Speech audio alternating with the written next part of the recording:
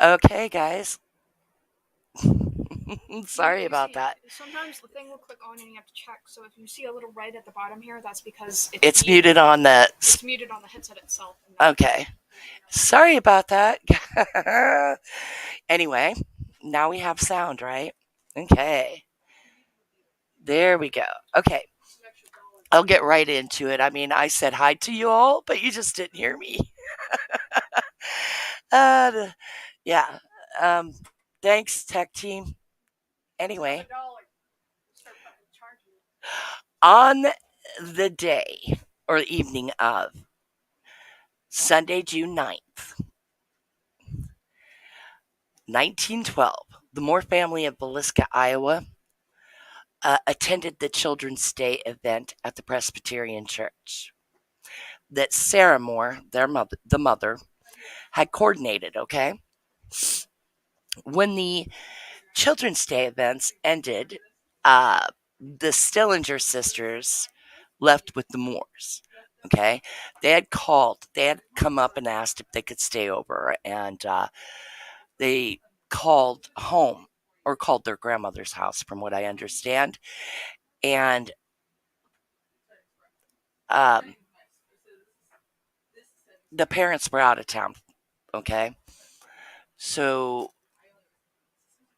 they were basically staying a mile and a half outside of town. So when the event ended, it was like 9:30, 10 o'clock at night, right? So these two girls would have to walk home in the dark. Um, and they were only 8 and 12 years old. So they called, um, they called the grandmothers. The older sister Blanche answered, and Blanche basically gave them the answer that would haunt her for the rest of her life. Right?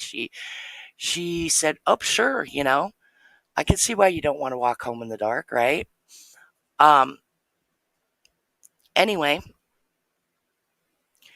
also the Moores only lived 3 blocks away from the Presbyterian Church, so they were just going to stay overnight with the Moores.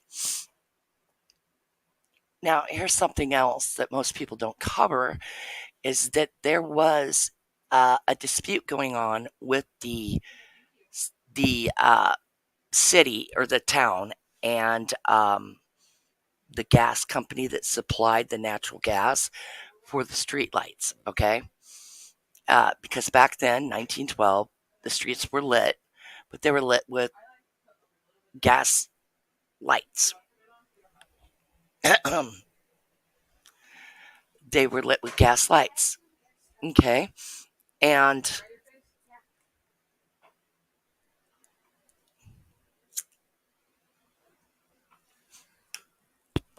since the gas company was not supplying the gas, the streets were all dark, okay, which would be creepy for these little girls to attend.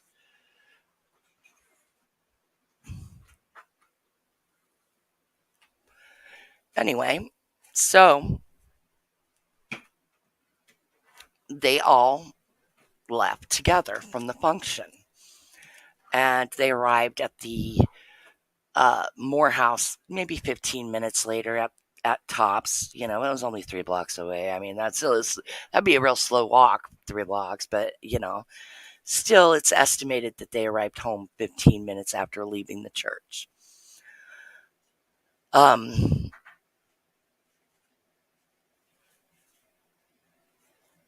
so, anyway,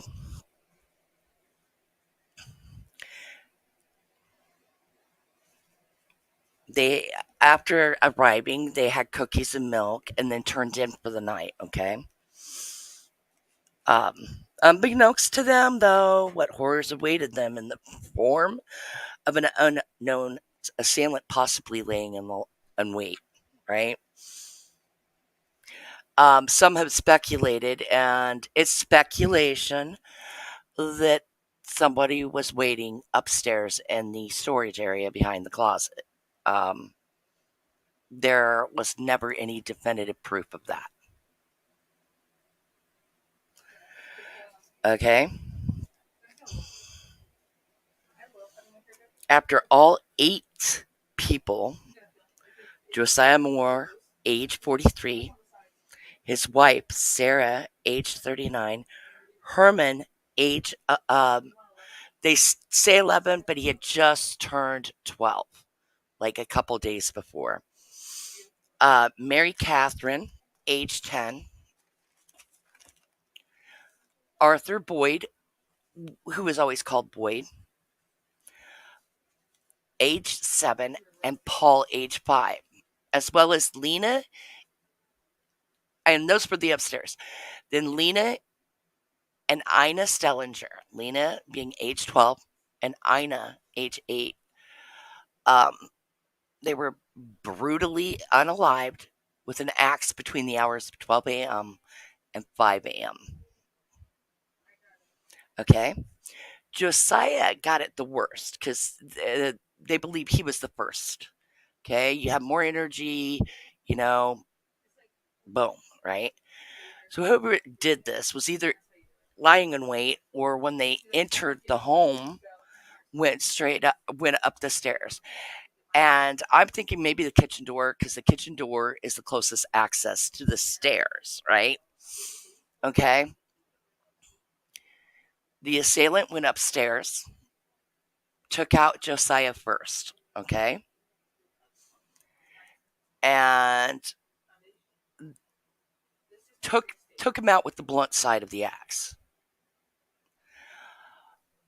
And the reason they understand this is because right above is um, like the gable, you know, it's slanted. The roof or the wall slanted there, and they found the impressions of the axe where it had stuck into the ceiling with the sharp end. Okay, so then after taking out Josiah, he took out um, his wife, took out Sarah, and when he bludgeoned her, he did it at an angle so that it wouldn't the axe wouldn't stick in the ceiling. But he had flipped the axe over and got her with the sharp end of the blade. Okay. Basically mutilating her face. Josiah got it the worst because obviously he was the first. His skull had been bashed so much that there were no eyes left. They exploded. Okay. That's how graphic this is. Um, then by the blood trail, okay, he went to the top of the stairs like he was going to go down or leave or whatever. And there's a pool of blood, like cast off, like a pool of blood at the top of the stairs where it dripped off the axe, okay? Whether he heard something in the next room or what, he turned and walked to the next room and he took out 4 children systematically, okay? Um, Herman was in one bed. Catherine was in another. And Boyd, the 2 younger boys shared a bed. Boyd and Paul, the 7 and 5-year-olds. Now, basically, they just got bashed once, okay? Just enough to just, you know, annihilate poor children. You know what I mean? Um,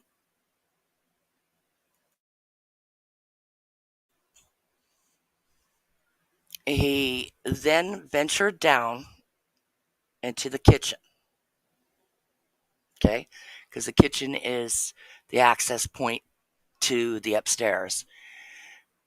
And there, he basically cooked a meal, okay? So he took the time to cook a meal. So I don't know if he didn't know that those girls were there in the guest bedroom. Um, the door was obviously closed. So um, he started a meal, and before he could sit down to eat it, he must have heard something, because then he went into that guest bedroom, which the guest bedroom is right off the parlor, or basically front door area. Now, this is why I speculate that this assailant came in through the kitchen or the back door, because otherwise that'd be the first place he'd hit or check, right? Would be the guest bedroom. But either he didn't anticipate them being there, or, you know, he just didn't, they weren't targets at the time. When he went into that bedroom, he obviously, they believe, took out Ina first, the 8-year-old, because everybody up until this point, their heads were on pillows, okay? The heads were still on pillows, so they were asleep during this. He took out Ina. Now, whether Lena woke up before that because she heard somebody in the kitchen, or her sister getting bludgeoned woke her. They believe she woke up during the attack. Um, her body was pulled a third to a halfway down the bed. Um, and there was obviously dragging, because there was like he bludgeoned her too, but they thought she fought back or whatever. Like, and she was pulled down the bed. And when she was pulled down the bed, her nightgown was raised to her hips, like her waist area. And when the investigators went in, they found that she had no undergarments on. Her underwear was thrown under the bed. Okay. Any questions so far?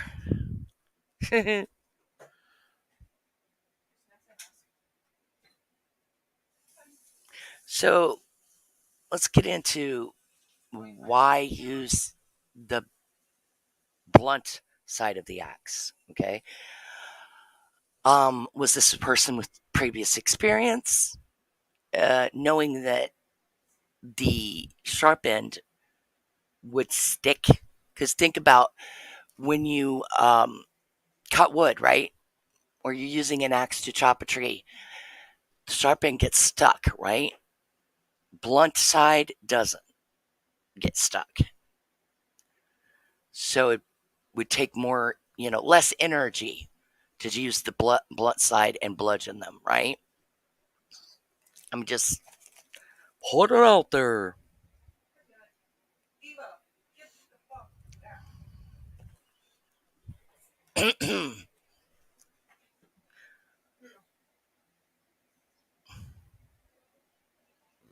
And it would be quicker and more efficient to uh, use the blunt end. And wow. And here's the question: why was Sarah, the mother, the only one who got the sharp end? You know, sharp side basically defacing her. I mean, that's always stuck in my head.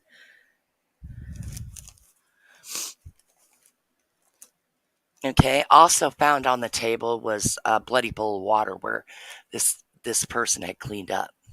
You know, um, but I mean, to prepare that meal, something interrupted his meal, right?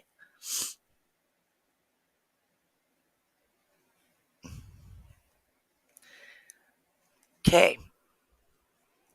All windows and mirrors were covered with various sheets, towels, and clothing items.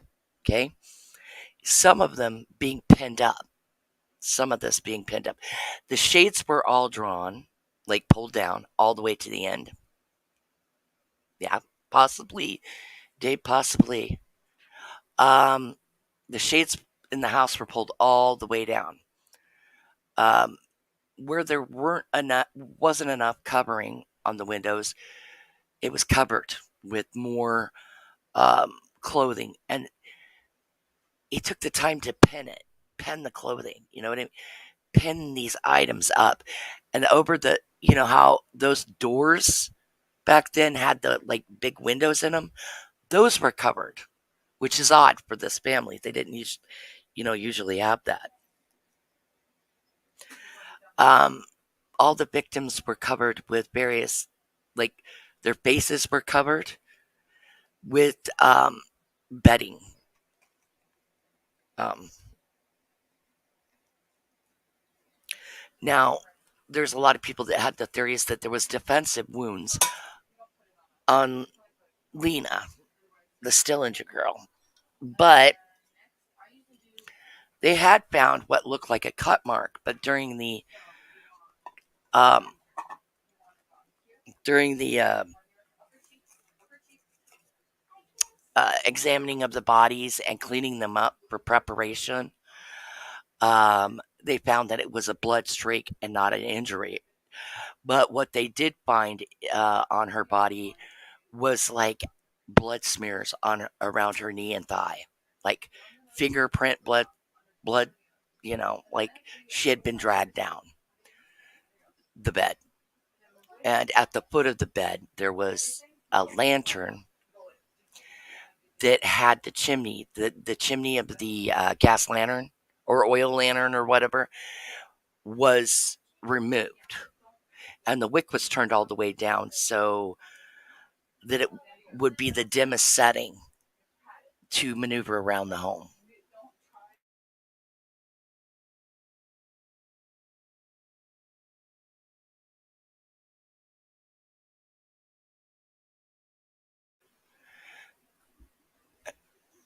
So basically, he carried this axe around and had this lantern, okay? And it was turned down real dim so he could maneuver around. He covered all the windows and the mirrors, okay? Uh, Another thing, whoever it was closed all the windows and locked them. Because, mind you, this is June. No, back then they didn't have air conditioning, or this house didn't even have electricity, right? Or indoor plumbing. So, you know, why? I mean, why? Obviously, the victims didn't close the windows because they would have had the windows, for air circulation, correct? But the windows were found closed and locked.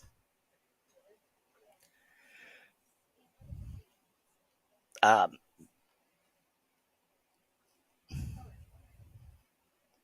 I mean, and the doors were locked. Now, back then, you didn't have the knobs that locked, you had to lock it with the key.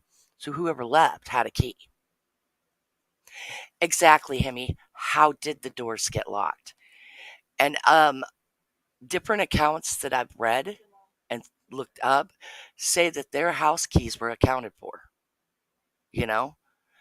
So, right there, um, their house keys were accounted for. So it's real confusing there.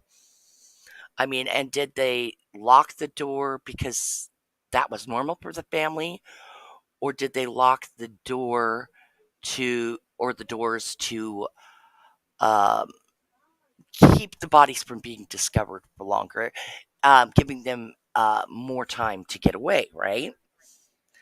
Because from all accounts that I've read, this family was usually up by 5:30 in the morning, uh, doing chores. Okay, it was just a standard back then.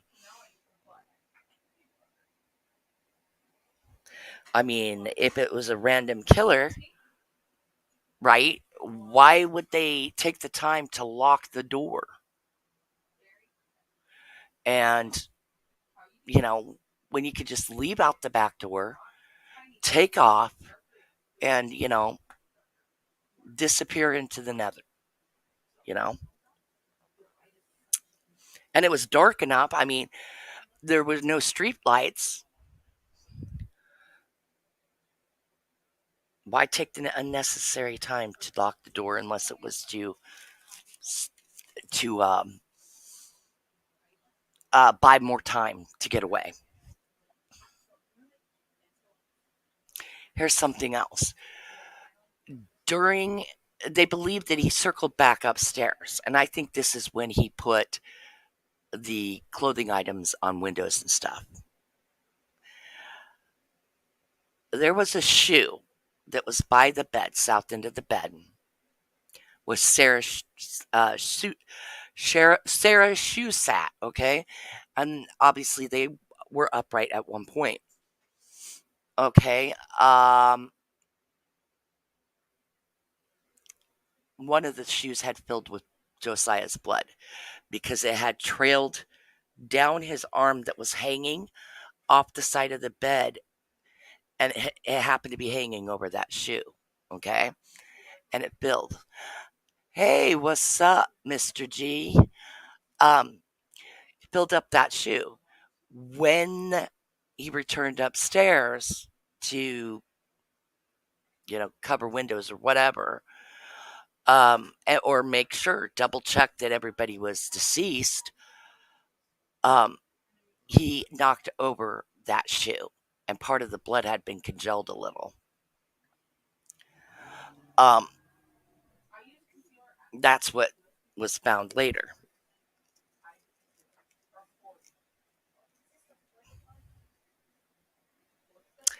Also, it was said that there was a partial footprint uh, uh, in that blood, you know. But we'll get into this crime scene. It was trampled through like there's no tomorrow. Okay, there's just, oh my gosh. Um, and we'll talk about the suspects after we talk about the crime scene. Okay. Um,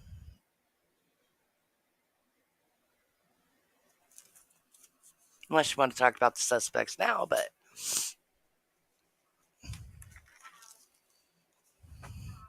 yeah, let's just go ahead and get into the suspects. I mean, oh wait.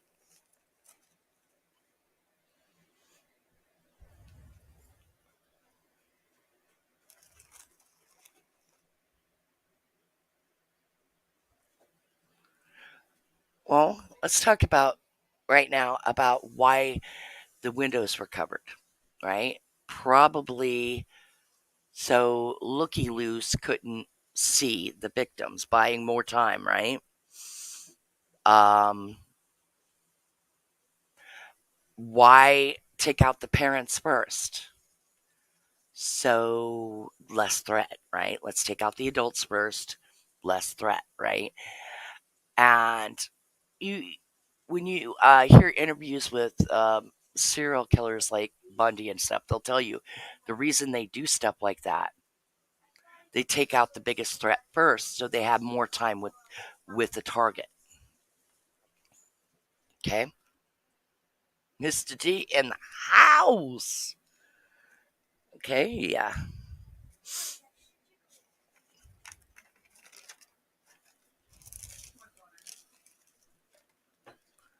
So basically, these people were used to get it in up at 5:30, and neighbors would see them milling around, feeding the animals. But feeding. They had a cow. They had a horse. They had chickens. So these animals would be fed at like 5:30 in the morning. Laundry would be hung. Um, the daily laundry would be hung out. The neighbor,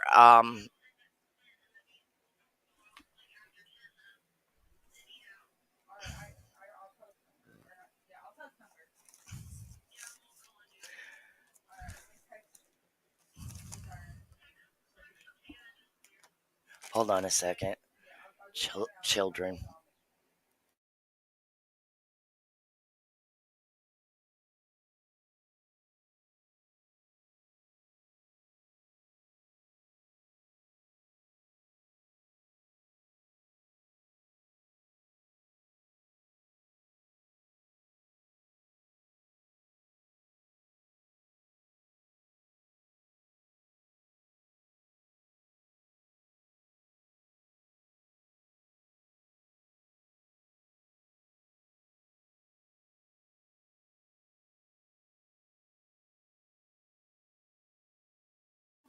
Okay, we're gonna have some noise in the back. Okay, get teenagers. That's so. After they hadn't gotten around to doing their stuff, uh, their morning chores, uh, Miss Peckham, Mary Peckham, got really curious, and she walked over like at 7:30, started knocking on the door, received no answer. So she started walking around looking in the windows downstairs, noticed they were all covered. So obviously that made her very suspicious. Um, it it set off alarm bells for her. So she went home and called uh, Josiah's brother, Ross. And Ross owned a pharmacy in the town or downtown. Okay. She also called um, a Mr. Seeley, who worked at Josiah's hardware store. See, Josiah owned a hardware store, and he owned a slash hardware store farm implement store where he sold uh, John Deere equipment, not quite tractors, but like hand plows, stuff like that. Um, and this Mr. Seeley was a uh, employee of his. They both showed up to the house around the same time after Mary Peckham called them. Um, Seeley waited outside with Mary Peckham on the porch while, okay, I'm jumping ahead. Ross started knocking on doors, looking in the windows too. He didn't receive a reply, so he took his spare key to the house out, his copy. Okay. Night, Tinksy.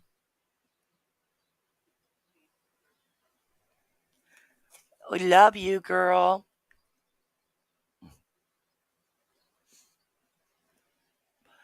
Anyway, so Peckham waited on the porch with Seeley. Ross Moore went inside.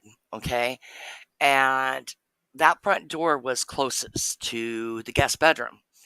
So when he went to walk by the guest bedroom, don't ask me why, but they said he opened the door, and that's where he just discovered the bodies.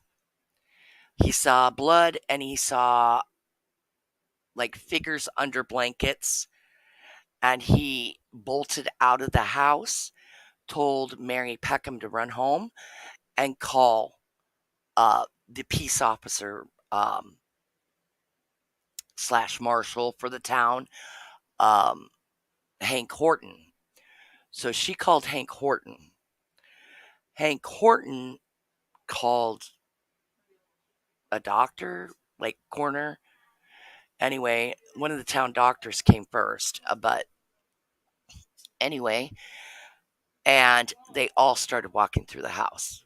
So it was Horton, a doctor, um, maybe the other peace officer, Mr. Seeley, and possibly Ross.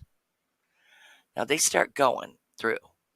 They look and they find the bodies in the state I've described before. Okay. Uh, Lena's body was crossways on the bed, and her legs were opened. and she was posed that way. There was a lantern. That lantern without a chimney was sitting at the foot of that bed, angled towards her. Um, then they proceeded to walk into, or through the house to the kitchen area to access the steps upstairs. And when they did, Seeley said, "No, I'm staying." He refused to go upstairs. He did not want to see the rest of this mess. Okay, so he goes up, or they all go up except for him, and that's where they find the scene. Um,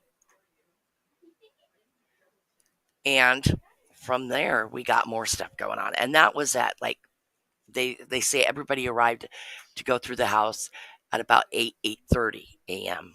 Okay, other investigator, or the rest of people showed up, like the another doctor showed up, and that would be the coroner from the county. They had to call the county coroner from Red Oak, which is a neighboring town, the county seat. He arrived about 10 o'clock in the morning, sorry, to examine the bodies. Okay. Now, they didn't remove these bodies from the house until almost midnight because they had to call in or they left to go make calls, right? When they did, "Hey, BB, good to see you, sweetheart." When they left to go make these calls to get the coroner, or all that, looky loos, it had spread across town that this was going on. Because remember, back then they had switchboards, party lines, that kind of thing. So pretty much everybody in town knew what was going on by then. So a whole bunch of people showed up and started going through. Okay, the crime scene wasn't locked down or secured, right? Um, they had people milling in and out of there, handling the weapon, handling all sorts of things, because the axe was laying or leaned against a wall, okay, in the downstairs guest bedroom. There was a 4-pound slab of bacon that was quartered and wrapped in a cheesecloth. Okay. Oh, they also wanted. A lot of people are going off of, oh, this bacon. There's such a deal about the bacon. Okay, Sarah. They slaughtered hogs. Okay, so she cured her own bacon. Okay, and it was known that she would quart it, wrap it in cheesecloth, and she would store it in the cool, a dark, cool place, and that happened to be that bedroom closet usually. Okay, it was leaning against the wall next to the axe. Okay, the axe had been wiped off. There was still bits of hair, they said, and um, matter, like brain matter, sticky on it. But for the most part, it had been wiped. The handle had been wiped. Everything had been wiped. Okay. Any questions so far?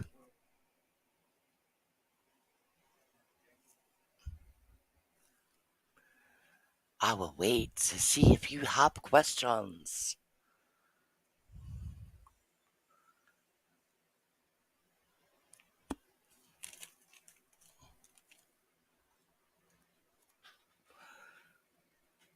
And the axe was actually theirs. Okay. Their axe, because back then, 1912, almost every home had an axe because your stoves were ran with wood burning stoves. You heated your house with wood burning stoves. You cooked your meals with wood burning stoves, right? Um, it was for heating and cooking. So everybody usually had an axe. And from what I understand, he stored the axe in the barn. Okay.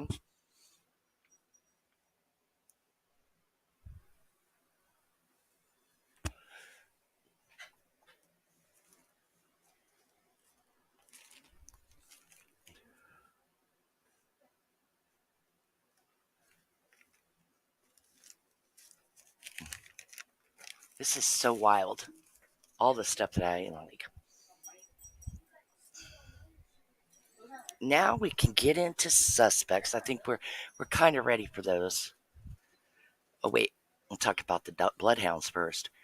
Okay, so the bloodhounds, they one of the calls they made was to get bloodhounds. Okay, they didn't have any in the county or in that area, so they had to the nearest place that had bloodhounds to track this killer was Beatrice, Nebraska.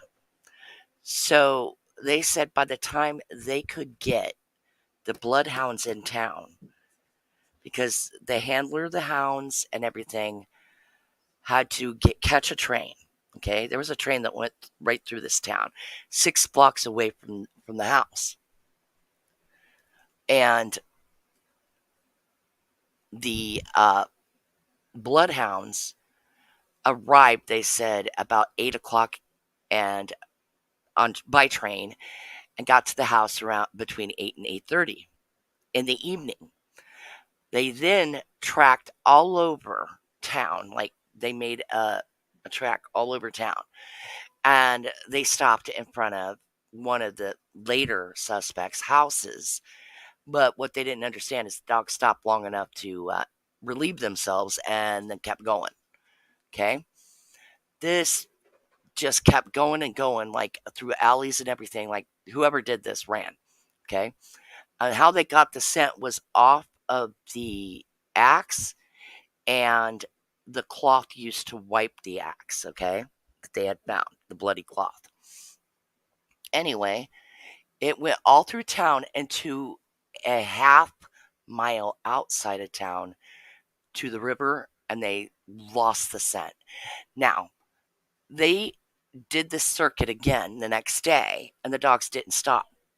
They just kept going the same route they did before, no stops, until they got to the river and lost scent. So, did the killer cross the river or catch a boat? Who knows?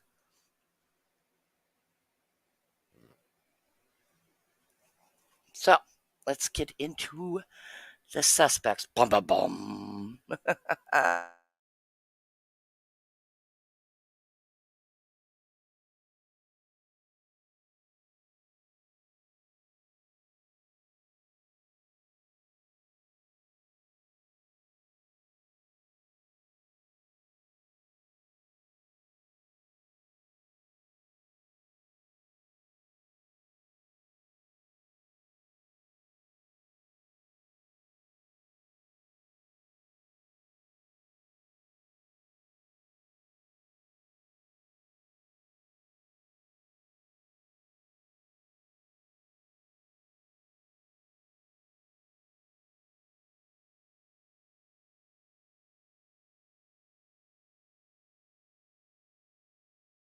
Okay, the first suspect we're going to talk about is Senator Frank, or they call him F.F. Jones, okay? F.F. Jones. Josiah had previously worked for F.F. Jones for 7 years, okay? Um, he worked for him for 7 years before leaving his employment and starting up a rival hardware store and farm implement store. Hey, Buttercup, good to see you. Um, so he starts the rival company up like 7 years before these murders occurred. So he'd already been in business for a while, but they were competitors. Also, it was rumored that Josiah was having an affair with Jones's daughter-in-law, the lady that was married to his son. Um, Now it was rumored because of phone calls. There was a lot of phone calls between Josiah and this woman, and operators like to talk, party lines. Anybody could have been listening in on those calls. Okay, I think that that would be a long time to wait to, if it was revenge, to do anything, right? Um, so they kind of eventually, yeah, I'm thinking party line. Somebody heard, overheard them talking, whatever it be, and that rumor was flying around for a while before the night of these unalivings. Um, and if so, why take the kids out? I mean, if it was the purpose was to take him out, I can see the wife laying next to him, but why go and take the kids out? That doesn't make sense. Um, that kind of throws Frank out of the mix. Now, rumors flew around forever that it was him, that he may have hired somebody, um, and it just if he did, people have the habit of talking, right? Yeah, you know.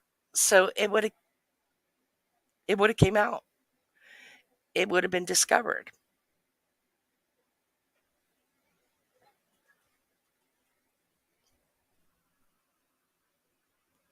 Mrs. Olson from Little House on the Prairie, she always eavesdropped. Now they did have an eavesdropping neighbor across the street who was a gossip who, said a lot of stuff that, never could be proven.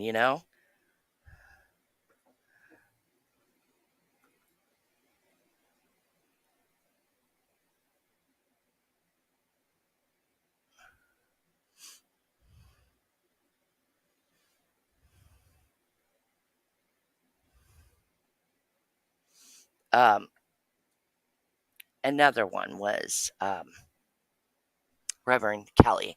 And everybody and their dog wanted to blame this guy. I mean, and there's people that look through the case now and want to blame this guy because, he was a creeper. Um, he was a reverend that traveled, right? And he traveled around Iowa, Missouri, Nebraska, South Dakota, and Kansas, I believe. and traveling around that area, doing different events and stuff, okay? And that's why he was there for that Children's Day. When looking into him, he had left the following morning at 5:18, I believe they said. Hey, Aussie. Um, he had left by train to uh, uh, another town. Anyway, basically, he was traveling, and people say he was acting weird. Now, it's a lot of hearsay and that with that. So there's no proof that this guy did anything um, definitively. And the coroner basically ruled him out because of the axe strikes and everything. This guy was very tiny, okay? Um, they couldn't see, the coroner couldn't see this guy doing it because he was only, some accounts say 5'1", other accounts say 5'2". And he only weighed like 118 pounds, soaking wet. So how did a guy of tiny stature like that wield an axe and do all this damage to this, even in a frenzy, to all these people? What made them lean towards him is because when checking into him, he had a strange history. Okay. Um, he had a history of being a peeping Tom. He had a history of trying to get young girls, like two 13-year-old girls, filed a complaint of him wanting to take pictures of them in different states of undress. Okay. So he was a little bit of a deviant. On top of that, he had been married since 1898. So he had been married for 14 years to his wife. and never consummated the marriage due to impotence. Okay. Very creepy guy. But he also had a history of what we would consider mental illness. And later, he was hospitalized for basically like schizophrenia or whatever. He was also said to have said, "Suffer the little children who come unto me," which is a Bible verse. Well, he's a preacher. He had just got done doing a Sunday, or a Sunday Children's Day event. Of course he's going to say stuff like that. I mean, that's part of the biblical teachings for a reverend, right? I mean, um, but his stature and all that kind of rules him out. Also, they had a forensic specialist come in, and yes, this person was what you would consider a forensic specialist. Came in from Leavenworth, Kansas. The prison down there, federal prison. This guy was a specialist. And this guy said it was collecting fingerprints. He did the fingerprint card, so that was something new, relatively new, in that uh, he couldn't find any fingerprints on the axe or anything. It had been wiped that clean. He came in Tuesday, the following day, when they did the second run with the bloodhounds. Okay, then he had stated all sorts of things. I think he even ruled him out as a suspect. There was another suspect. Mansfield was his name. And he had killed his grandmother and his mother later, like in 1918 or something like that. They kind of tried to track him to it, but when looking into it, he was in Illinois, like clear over in Illinois, a few hundred miles from the crime scene when it occurred. So they had to rule him out. Hold on. We got someone.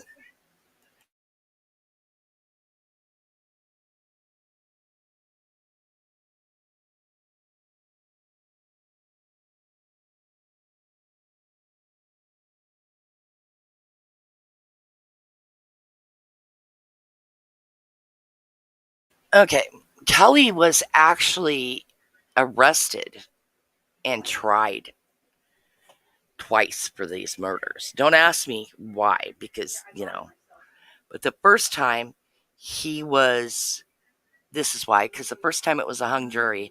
The second time he was tried in, I think, 1917, and it was a total acquittal.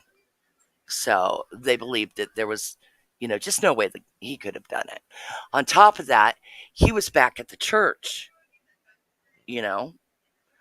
Also, during questioning, because this guy was off his rocker, they questioned him and questioned him and questioned him and questioned him until he made a false confession that he later recanted. But his confession didn't match up with what happened in the house. Okay?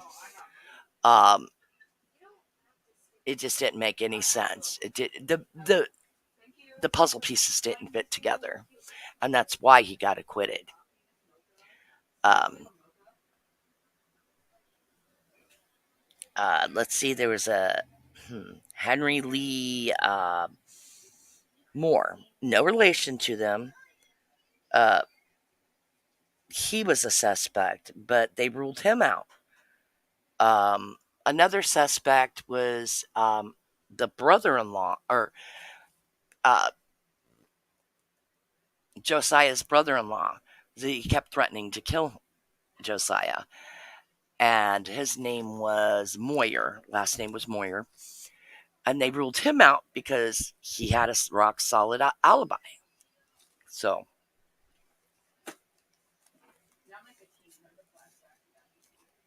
mm. Any questions? Now, what you have to, I'll give a history of what happened after, in the house after this, but first we're going to go over the motives. Okay. When you have motives for something like this, you keep going on the brother there. We're getting into it, buddy. Uh, most motives, there's boiled down to three things, right? You have greed, you have, who stood to inherit or gain from this, and that would probably be the brother since um he got the estate. He handled the estate after the family was pretty much wiped out. He was next to kin. Now, also, from what I have uncovered, Josiah's mother was still alive, but the brother was handling everything, because he was also a businessman, right? Um, and he had a surviving sister, which we'll get into. Okay, revenge, right? Yeah, the cigarette butts in the attic. We'll get into that. That I found was rumor and speculation. They found out that was a rumor. The initial investigators and people that were in there and uh, didn't find cigarette butts. Um, that was posted in a rag at that time. Like it was outside of Kansas City. What happened is Josiah's sister, on the, after like getting the call that the unalivings happened, she lived in Omaha. Minnie was her name. Her name was Minnie Moore. She got on a train and came to town. So her speculation was that, hey, somebody laid in wait in the closet or behind the closet in the storage space, which, attic area, whatever, was on the second floor. It was actually a panel that you opened through the closet and it had storage space there that you could walk in. There was rumors that there was a chair there. There was no chair there. There was a cardboard box with ticking in it, like cotton ticking in it. There was two suit boxes, like that you put suits in, but they were only like 5-6 inches uh, uh, wide, so they would have been crushed if anybody sat on them. The smoking implements at the time would have been because cigarettes weren't as common in 1912. They talk about it being possibly pipe tobacco or whatever, but none of that was found. It was a speculation that a reporter from an Inquirer like magazine printed. So there was no actual evidence of it. So that was debunked. So was the killer already in the house? Possibly. But what if he was out in the barn? That's where the axe was kept, you know? And maybe they forgot to lock the door. But then again, maybe he had a key.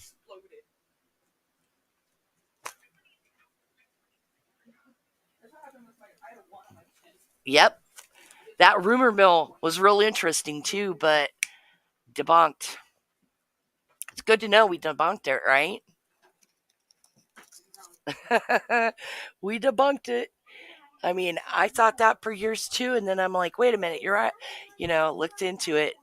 They didn't really have like Lucky Strikes or Camels back then.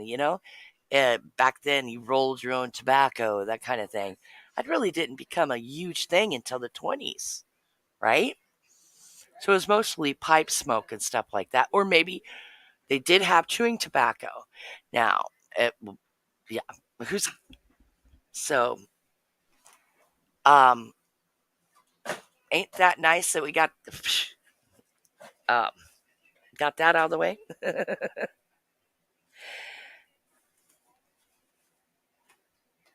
Now, okay, let's go over. I mean, there's over another possibility, okay? There were a series of axe unalivings that happened the year before. That would be 1911.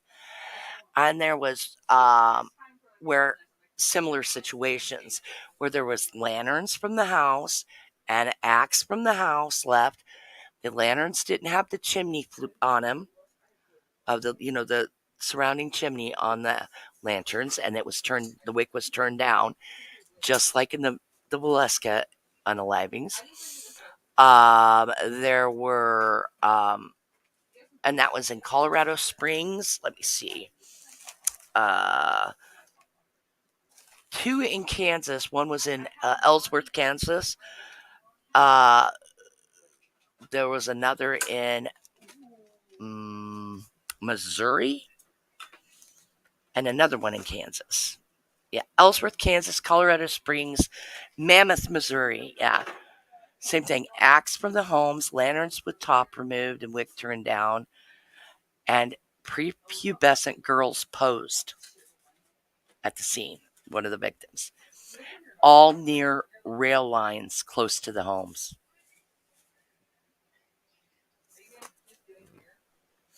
Why kill everyone? Why kill everyone? Leave no witnesses, right? And that gives the killer time to do whatever he wanted. Do whatever he wanted in that home without fear.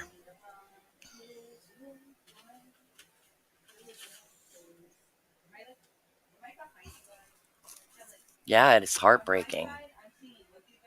But what's amazing is 100 people trampling through the house. Some even handled the axe. I mean, these people just trampled all over that place.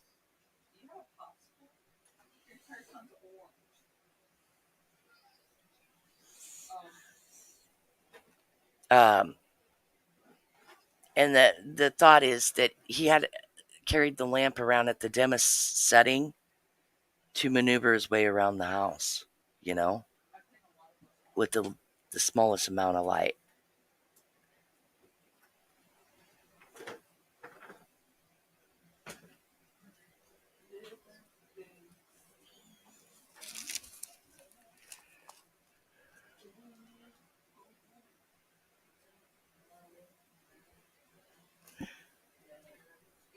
Let's see.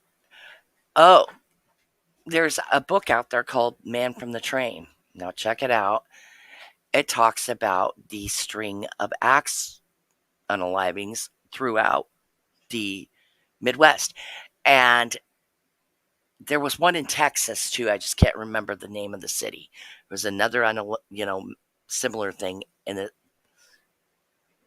Oh, thanks, Buttercup. You're loving my voice. It's so relaxing. Oh, that's okay, sweetheart. Um,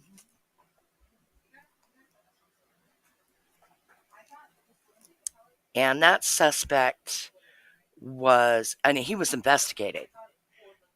This suspect was investigated later, um, but he couldn't be ruled out. He couldn't be ruled out because of the similar.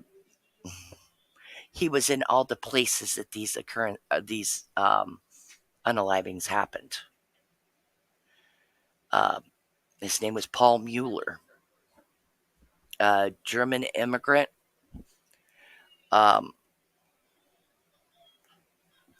I mean, what was the other? You think about it. Okay, we covered the greed motive. We've covered the revenge motive. Um, the other would be, was this a sexual deviant that saw one of the, you know, maybe them go into the house and this young girl, maybe they followed him. Um, Possibly,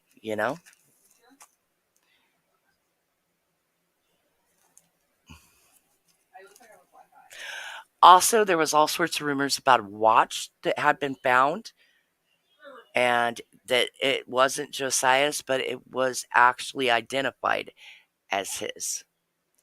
And it wasn't identified right because the chain had been uh, it had come the chain had come off of it downstairs. Like he had grabbed it. The chain came off of it during the attack on the Stillinger sisters. Yeah, it is pure evil. You see all the like possibilities with this and all the uh, problems. And I mean, I'm sure if it occurred today, we'd have the guy in 2 days, if not 12 hours. You know what I'm saying? The first 48, right? We'd have him in the first 48.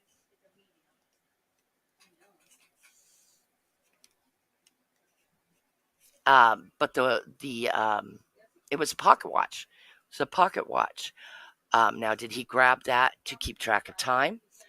Um, but either way, he was not able to finish that meal he made. What what interrupted him? What interrupted him to where he was not able by time to finish his meal? Was it the neighbor knocking? Was it any of that?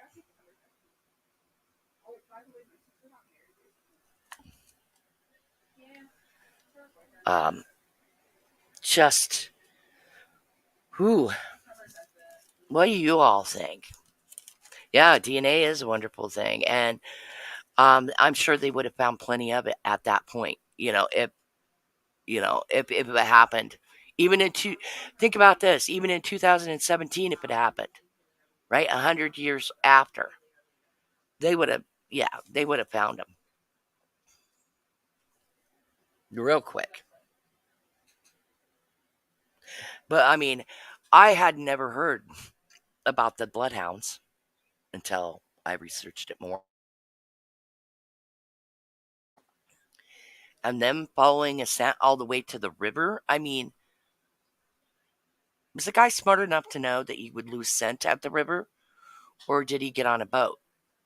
Or have a rowboat sitting there? Or, you know, I mean, I'm sure they didn't know that they would get bloodhounds involved, you know? Mr. G seems to go with the serial killer aspect of it, with it like possibly being Paul Mueller. Um, I don't know. Me and my brother Hemi had been talking about this. It's just, but if your main motive is to just, if it was a sexual motive, right, or SA, wouldn't it be take out the parents and possibly them girls, but they'd leave those other kids? Who knows? But if it was a greed motive, somebody had something to gain, like they would inherit. Wouldn't they make sure that all the kids were dispensed of, leave no witnesses, um, because those children, one of those kids, even one of them survived, they would stand to inherit everything? I mean, it makes you wonder.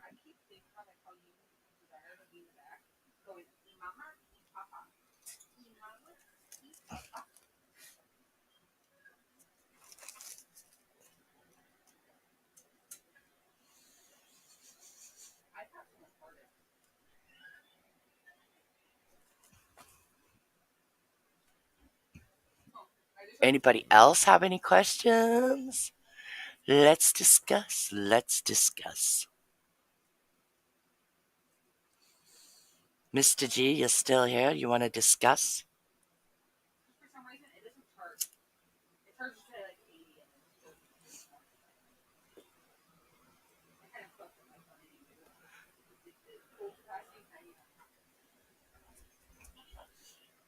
Okay, hold on. Now behave, behave, honey, Hemi, or I'll mute you.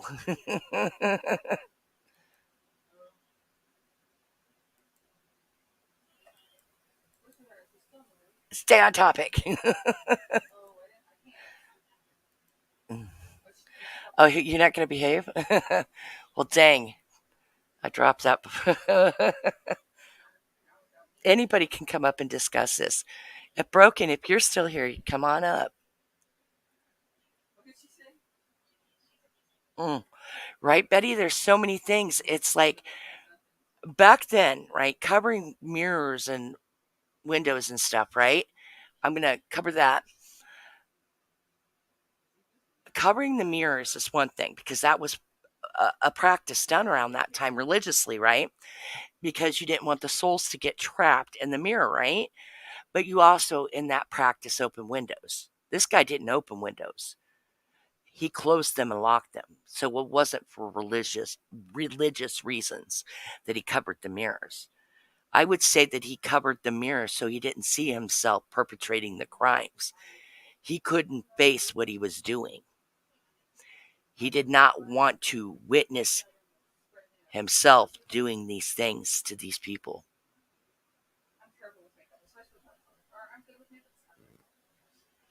And covering the faces, how often do you cover the faces? Because you don't want that person looking at you. You don't want that reminder. On top of that, I think that's why he circled back to the upstairs. He circled back to uncover the or to cover the faces after he covered the faces of the girls downstairs because he didn't want to look into their vacant eyes. He didn't want to look at what he'd done.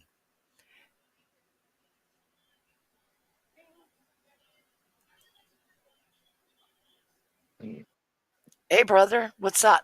Oh, there you go. You found me. I found you. I was just typing to say I was backstage. No, I think it was the brother. Yeah, I know you do. I And know you do I because of the why key. I say that is, Go. I say, "Oh yeah, just a bunch of hillbillies back then." No, they were killers. It was methodical. And and you're right. Remember we talked about this Yep. and they were saying what the hell were they saying? Well, with axes, right? They made it look like hillbilly style. Back then, right? Everything was. I mean, your form of entertainment Like they was. didn't use guns. That's what I was trying to get across. Yeah, they didn't use guns because that would be too loud because it was in the middle of a residential area, right? Yeah. And then axes. Every house had one, right? Hmm. Uh, if not, every house had knives. You didn't have to carry a weapon with you. They were there. Um, But they had guns too back then. yeah, I know, Not but good yeah, guns, but you know, yep, guns. shotguns, rifles. Yeah, Well, but I mean, yeah, what? I mean, if you're going to leave a place quietly or enter it quietly, you're going to do it without guns because also you're right about that because a gunshot would not only alarm the neighbors, it would alarm the other people in the house exactly. and you wouldn't be able to control them. Yeah. I Also, go I on. still think it's like I don't think the brother did it. I think the brother had something to do with it. Because remember what we said, everything, well, all the kids and everything next to kin Mhm. went all to the brother. Yeah. I have a feeling that, Hey, it was, Toxie. but what I don't understand is, remember what you said, 1917, Mhm. he wanted to open back up Investigation. the investigation. But what gets me on that is, okay, we're talking 1917. We're not talking 2025 Right? or 2024. Um, we're talking something that these people, okay, what we forgot to say is that all these people walked through the crime scene, Mm-hmm. like Contaminated it, hundreds. right? So they tampered that. Mm-hmm. And well, back in that day in 1912, Looky loos. well, all they can get is maybe, like you said, a fingerprint. Um, I'm thinking, the brother had people go in, and that's why I say hillbillies, because they did it hillbilly style, Well, it was right? too organized. No, it was too organized. Yeah, and I I know what what you mean, what? but quiet with Yeah, the weapon of opportunity. I get that. What you mean? yeah. We can't That's rule why out I a person say just because they hillbilly. are small. When people say are in a rage, they have strength that they didn't know they could have.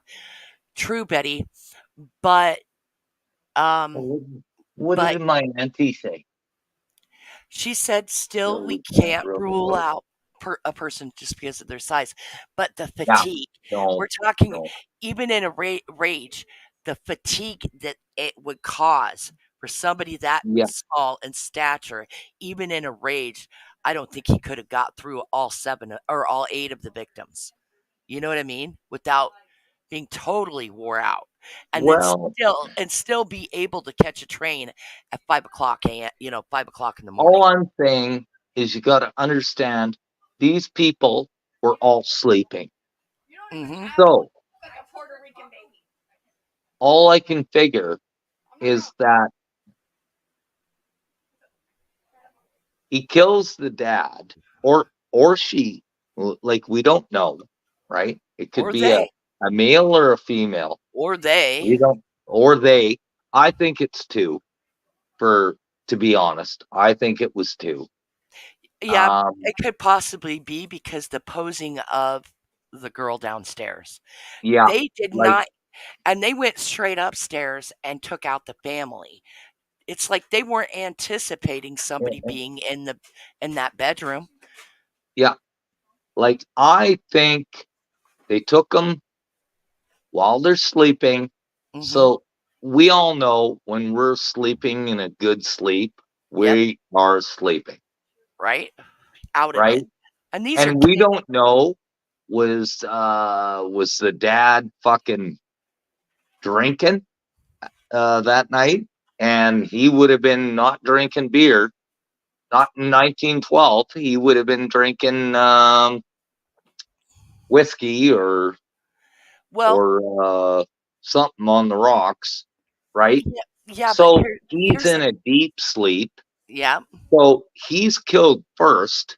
Hold on. Listen. Oh, Listen, okay. back then, you're talking whiskey and all that, right? The only flaw with that is, I believe around that time, I believe that was a dry county. You know, Oh, Montgomery County. okay, okay. Mike, But Monk, but and he was a prominent businessman, and he had to be up in the morning to to go to work, right? So, but still, they would be wore out because these people's days started at five at thirty in the 5 morning, a.m.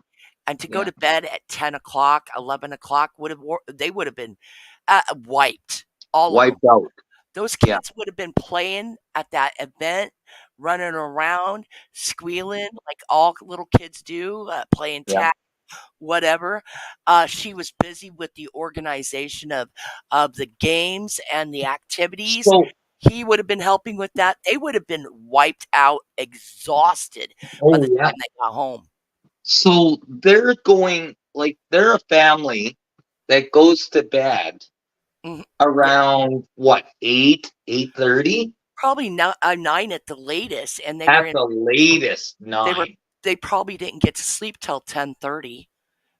I mean, so it was a long, Because, long, exhausting day. They would have been out.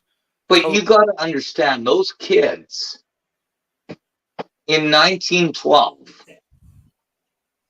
Possibly, Betty. they're gone to bed by fucking 7:38 at Yeah, the latest. true. Like, they're gone. Yeah, Because, so for them, like when we grew up, right? what time were you in bed when you were 5 years old?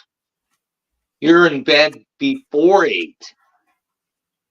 I know I was, because mom and dad, that's the way it was, right?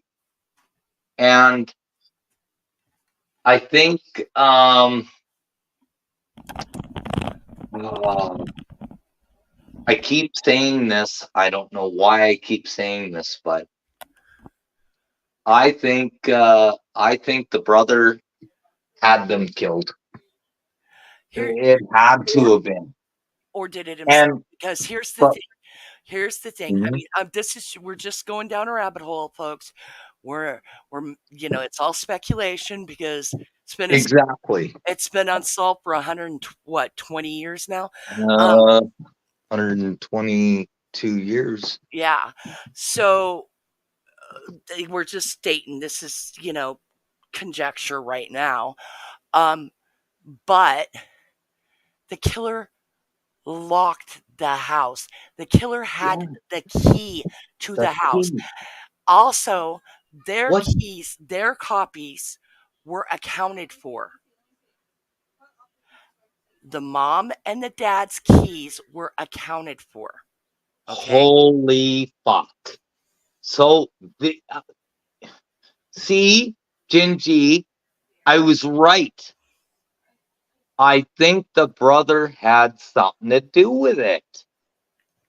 Here's the He, thing though. like, I'm not Would he saying okay, he did it. would I'm he just saying I'm he saying had, the oh, possibility.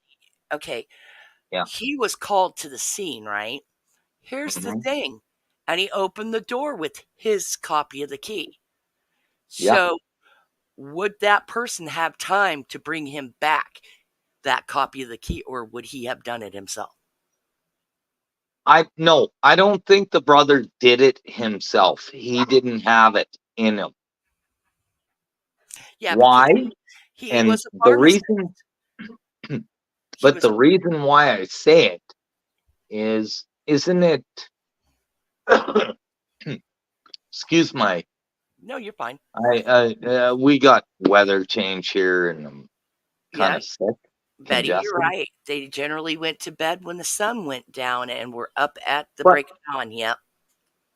but okay, Gingy, Mm-hmm. Gingy. Okay, think about this. Why? Why in the hell, if the brother was involved, why in the hell would he go to the courts in 2000, or sorry, 1917, and say, you guys got to reopen this? That's what's got me stumped. What has me stumped, okay, check this out, is Betty makes a good point. Did other family members have a key? Well, here's the thing. And as I was re-examining this, because I went over this before, um, the Oh, last time I recall there were two family members. I couldn't remember if it was brother-in-law and sister or sister-in-law and brother, but there was family members that were staying there at their house for they were living with them, right? yeah, And yeah. they left town for the weekend for Thank God. 20 miles away. Now, did they have a key?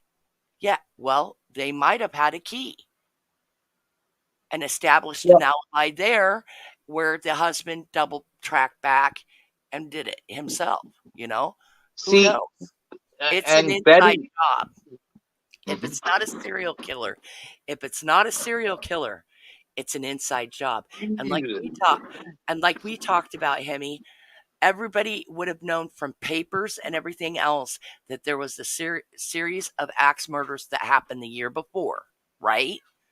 Yeah. They would have known. The killer would have known there was a series of these axe murders and would have known what to make it look like somebody else, too. So, Right? um, I'm kind of weirded out by the brother. Really, dude? Oh, Ross? You know I'm live right now, dude. That's okay. You got him in the background, and I got my beautiful girl in the background doing her beauty rule. Oh, good Lord, he's feeding the dog. Sweetheart,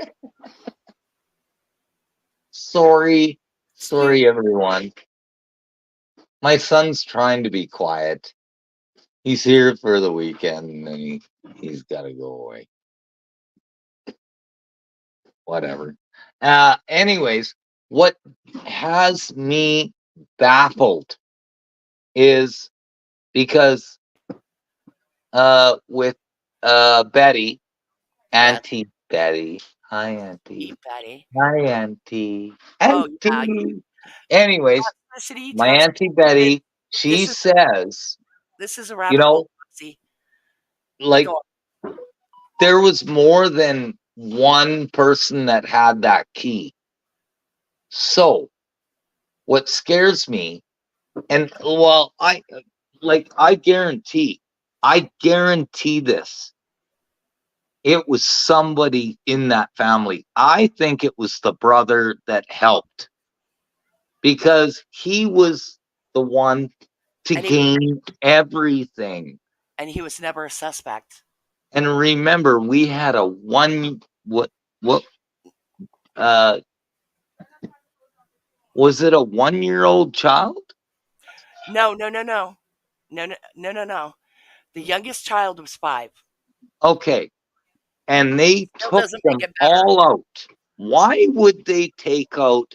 Okay, if somebody was mad at that guy, okay, why would you take out the whole family? Why?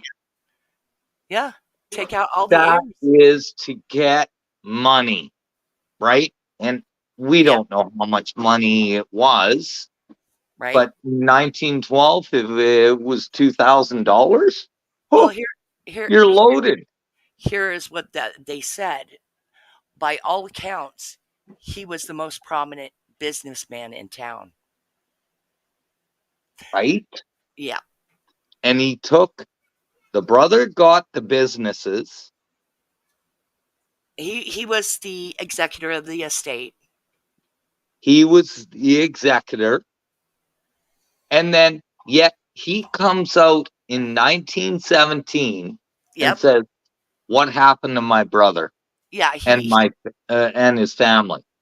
Well, exactly. He that's pressures the state of Iowa to see, reopen the case, and that's when they went after Kelly for the second time.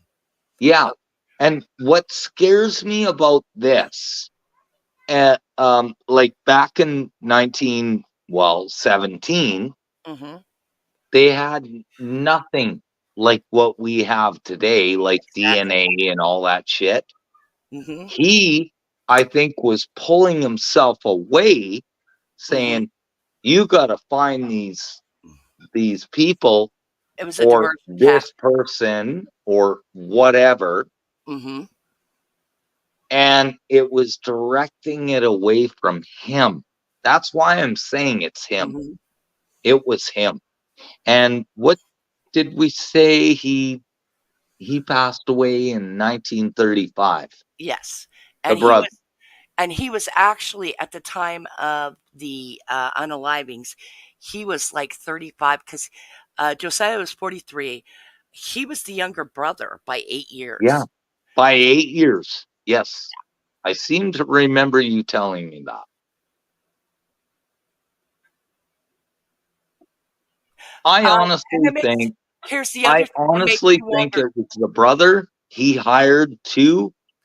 I don't Well, believe, I'm no, no, saying two I because don't, there I don't, had to been two. I don't. think it was a hired hit now. You know why? Why? The covering of the faces. Usually, when you see a killer cover the Uh-huh. faces of the victims, it's because they know the victim. Ah, Does that make sense? yeah, that makes So it's not an outside job. yeah, that makes sense. I'm not thinking But it's the serial killer because the serial killer wouldn't know them. So why cover their faces? You know what I mean? okay, okay, okay. I gotcha, Because gotcha. profiling, like that's one of those things they talk about. Oh, Buttercup says, "Oh wow, I do think the 5-year-old was only talking out because he see who done it and knew who it was, Yeah. Oh and no, I remorse and guilt could have been the main reason, Betty. Yeah. So if you're just a serial killer, right? Would you really be that remorseful? Because most of no. them are sociopaths. They don't care. Would you lock the door? Yeah. And I'm thinking locking the door was to delay the finding of the bodies, along with putting all the stuff around the windows so Hmm. that looky loos or neighbors wouldn't be able to see in and alert sooner. And It bought him okay, time. It did buy him time. It bought him but time. Ginge, tell me this: 1912. You didn't lock the door from the inside. You locked the door from the outside, did you not? You could still lock it from the inside because it had those. You know how a deadlock has a tumbler knob? Yeah, but I'm That's what talking 1912. I know, but I've seen the doors. I've been in there, remember? Yeah. It had one of those turning knobs, like the itty bitty ones that you Like where you could just push it and yes. then No, no, you not a just turn not it. not a button lock or I'm Oh, talking not a about button lock. Okay. like I'm talking about the knobs, the tiny little knobs that turn and lock it almost like a deadbolt. But they had those. Okay. They had Okay. those back then. And those, especially in But how would they lock the door? the last door from the outside. That's what I'm That's saying. what I'm wondering. That had to be done from the outside. Yeah. So they had a Oh, key. Aussie But is. Auntie Betty said there was not just the brother that Mhm. had keys to that house. There was other family members as well. Yeah, well, I'm thinking that the family members that lived there possibly, the couple that Yeah. lived there possibly had a copy. The ones that had the Oh. alibi 20 miles away, you know? So It I, was I'm still stuck on the brother. I think the brother had something to do with it. I'm not saying that he did it. I'm saying he may have had a helping hand. That's what I mean. He Aus was a helping hand. hold on. Aussie says if I ever went over there, I would love to investigate the home. I've been in it twice, Aussie, and there is that's one thing I'm gonna talk about here in a minute. The Mhm. history after, right? Okay, we'll get into that, and we'll Hey, circle I'll mute so you can talk. and we'll circle back to this. Put a pin Yeah. in this with the brother, okay? Anyway, so history wise, the bank offered, and now mind you, the brother Ross was the executor of the estate, or he controlled the estate after the deaths of this family, right? Until they said 1915, the house remained in there uh, as a part of the estate before it was sold to another family. Okay. But in the meantime, uh, not within a year or two of it, so this would have been before the estate was sold or the house was sold, the bank actually offered um, 6 months free rent, right? To any family that would move in there from town and or the surrounding area. And a family moved in. I think it was Gresley, or Gesley, something like that. That family moved in. They stayed one night. The husband refused to sleep in the house and slept out in the barn. Okay? And they vacated the next day, leaving behind some property. A following family moved in that bought it or whatever in the 20s, moved out. They weren't there that long, and they moved out because they started seeing paranormal activity. Like they'd hear footsteps, and they reported footsteps, disembodied footsteps. Um, and the mother saw, when waking in bed, saw a black figure holding an axe. Okay, and these people in the 20s that witnessed this didn't know the history of the house. They they came from out of area, and they up and left everything behind. Okay, then they said in the 1930s, people were doing seances in the house to get answers. Okay, um, nothing came of that, but just weird things, movement of items, stuff like that.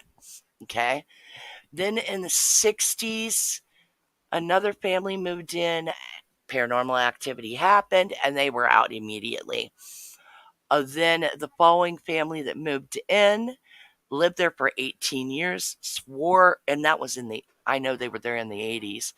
Nothing pretty much happened while they were there. Things had settled, whatever. And I think I saw an interview with one of the girls that was a teenager living there at the time. She said she didn't even know about the stuff. And or people had heard about it but didn't know.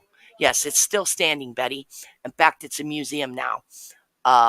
It's 45 minutes from my house. 45-minute drive. Um, you can book tours there. There's certain hours that are open. You can book to stay overnight. I think the prices, it might have went up, for an overnight stay at the house is $500. If you're a paranormal investigator, you cannot live stream from the location. They had some bad stuff happen because of that. But you can record and play it later. They just don't want people live streaming from location. Um, anyway, yeah, it's like $500 a night. Um, After that family moved out, the city took it over, and they were going to just, demolish the house. And then somebody else stepped in, bought it, and that's when they turned it into a museum. And they uh, slowly re-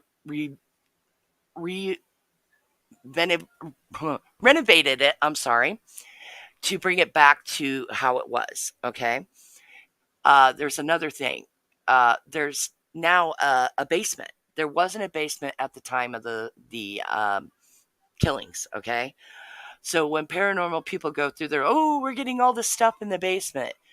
Well, how are you getting stuff in the basement when the basement didn't exist at the time of the unalivings, right? I mean, they had to literally dig out when they put plumbing in the house. Uh, I don't know when they put plumbing in, 20s, 30s. They had to dig under the house to put the plumbing in. So that's when they put in a partial basement, basically, that was accessible. Um, so, yeah, you got to think. One of the reasons that the neighbors became alarmed was also nobody had used the privy out back, the outhouse. Nobody left the house to go to the restroom. Nobody, so I mean, it made people go, "What?"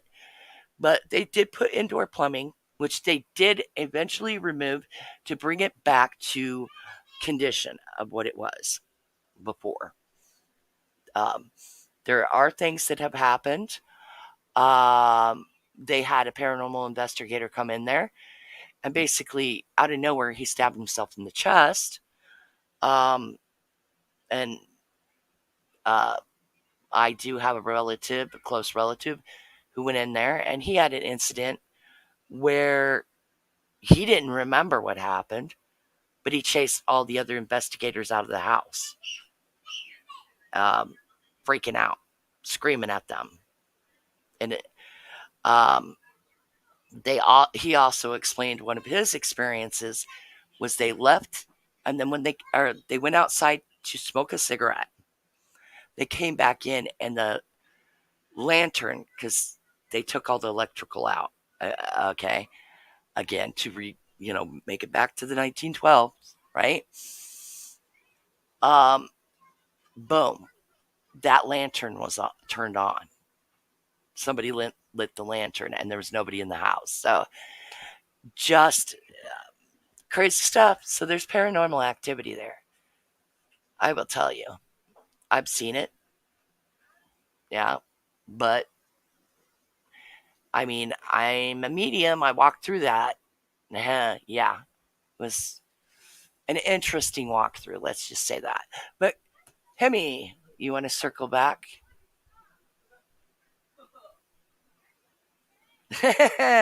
Hemi,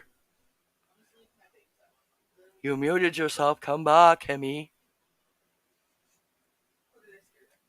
But so far, it's pretty fascinating, isn't it? Hey, sorry. No, you're fine. You got to watch your I, game for a few minutes. No. no, I was watching chat and I was just listening and yelling and screaming at Betty, Oh, my yellow Aunt Betty. I Aunt was Buddy. yelling at Aunt Betty.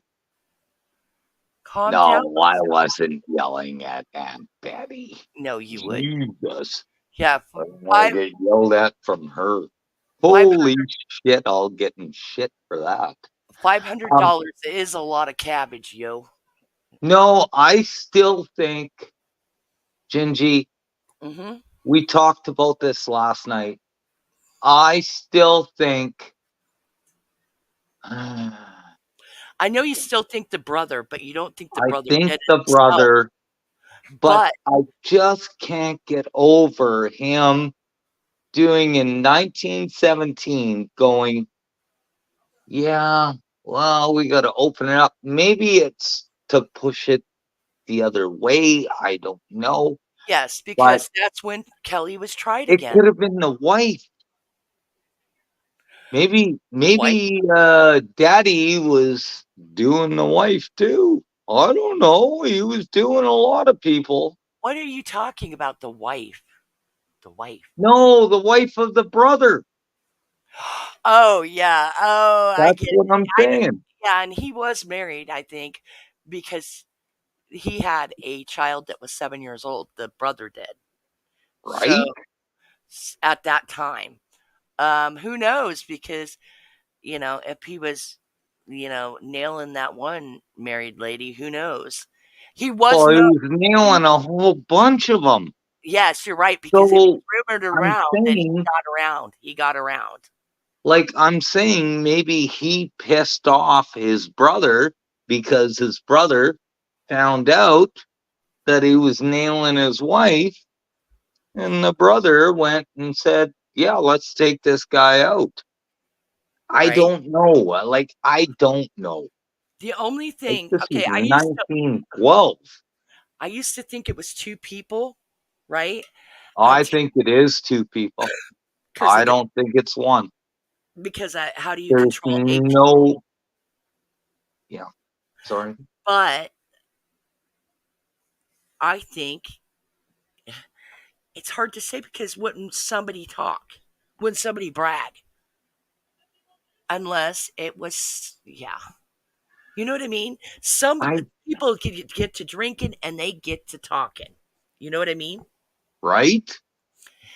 But Oh, well, I was unless they had, screwing your brother the other night. Well, unless like 1912, they were all screwing each other. just quiet about it, right? Um, Yeah. the makes you wonder if But, it wasn't but two people that had just as much to lose if they told on each other. yeah, all I gotta say, and I don't want to be mean in this. Betty, you're right. It could still And be one person because they were all asleep when it happened and they were out of it. exactly. Yeah. No, Not going Betty's to go right. that. We're Auntie not going to Betty go is that. right. I But what I'm and I saying think that in if 19, oh, yeah, go sorry, on, go on. in 1912, you got to remember, okay, women had no rights back then. No, they didn't. They were, Property. was, yeah, property. Yeah, I don't know what else to say about it, and that's sick. But Did you? Well, that they and did. did you know that women And didn't have what, rights to property like marital assets and stuff yeah, um, during divorces until 1974. You were your yeah, husband's property. See, my mother yeah, and father went through this because yeah, there was a lot of domestic violence.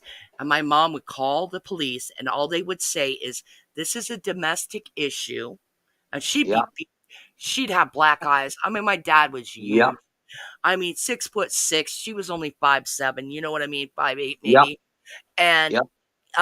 hey, Bliss.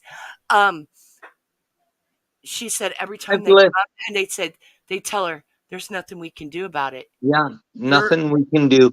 you and Yeah. the kids are considered property by law. Are the kids hurt? No. Is mom hurt? Yeah. Back Oh, then, the kids well, wouldn't. we They don't wouldn't give a even fuck. back, Fuck. but That back then that they wouldn't. that that They would was horrible.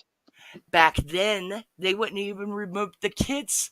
They'd just say it was discipline. You know what I'm saying? The Yeah. children were still considered property. Yeah. CPS is not quite where it is that where it got Hmm. later in the 70s and the early 80s. Yeah. So No. Like I mean, kids a lot of people still by don't their parents. understand that. Yeah, You know. I they're telling know my Auntie Betty does. Auntie Betty is my Auntie Betty. Ah, exactly. And anyway, also no. What? at that Oh, time, sorry. Betty, at that time, yeah, that women were told not to upset their husbands. You were to be Exactly. subservient to them. You didn't have rights. Your husband had your rights. He owned Yep. you. And on top of that, if he wanted to dispose of you, all he had to do is drop you out the asylum and say, "My wife is hysterical. She's a Is fucked up. hysterical female." Yep. And then Yep. they wouldn't even check it. They'd agree with the husband. She'd be stuck there, and then he'd be on to the next woman. You Yep. know, Buttercup says, Ginger, there's a lot of history on the grounds where I was born into. It's the history. It's in the history books.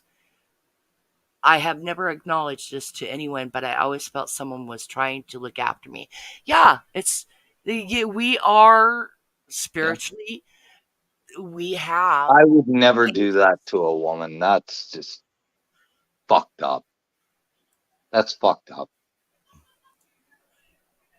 I know, but still, you see what I mean. That back then was you were Was property. okay. Yeah, Was okay. it I was the guess. way. I mean, it was the way of life. Also, it was them going Was it biblical. right? No, it was not right. No, it wasn't, but It was not right. no, Women should never be treated like that. neither should men. And there's men that Or, get abused. yeah, like vice versa. Like, we should be treated equal. Oh, yes, you're right, Betty. Many women who suffered through menopause were put into institutional asylums. Yeah, Yes, they were. because And please. they were throwaways. They were Yep. throwaways. Well, you don't serve a purpose anymore. I'm going to get me a younger, newer model. You're done. Get the fuck out of here. Yep. Yep. Hmm. No. Auntie is yeah, she's right. She's And right. look how old Sarah was. This is what surprised me initially when the first time I went over it was that she was 39, right? So 39 back then was like you're pushing menopausal. You're pushing, okay, you know, You're old, right? Yeah. But can I say something? Go ahead. Maybe this guy was having sexual things with brother's wife, Mm-hmm. and she's gonna tell him, No, or she's not. well, Hold on. she's in Just 1912. You're if you know, telling him, no, if you know what's good for you, you're keeping your lip zipped. or he found out, and then that's what happened. I know this is over a sexual thing. I know it is, because this man was doing some really bad shit, right? I think. Yeah, I'm not going he to was. say that he was abusive, but if he's cheating on his wife with everybody and their dog, right?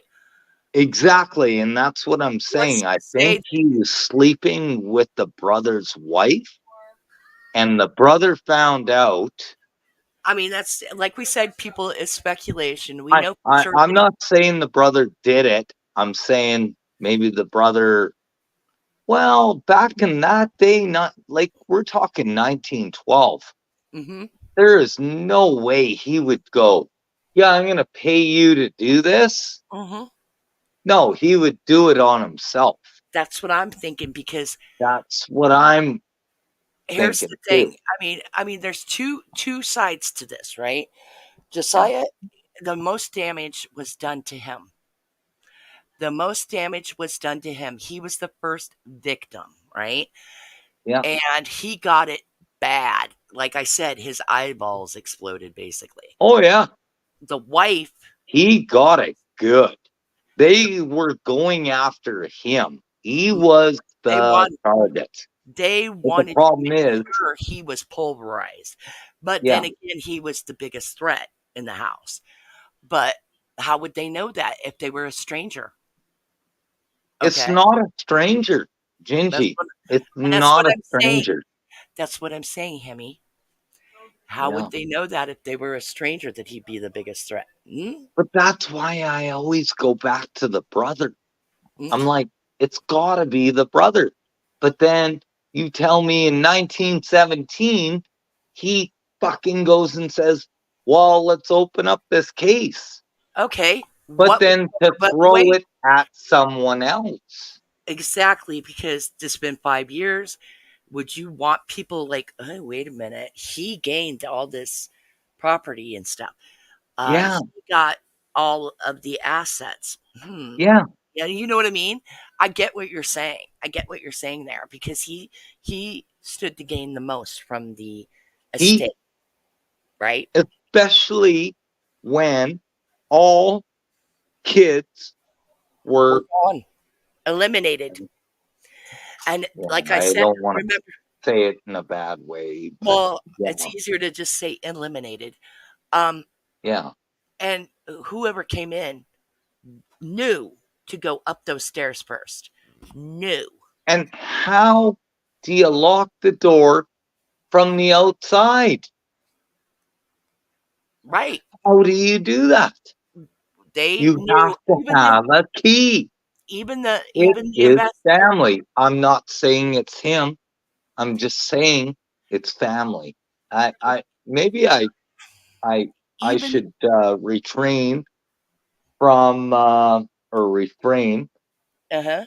But you're right. from the brother, But even okay, even because even the Auntie investigators. Auntie said Auntie said there was more than one person that had a key to that house, meaning What family was members. what was the proof of that though? Their proof Well, there I'm waiting for Auntie to that's say something.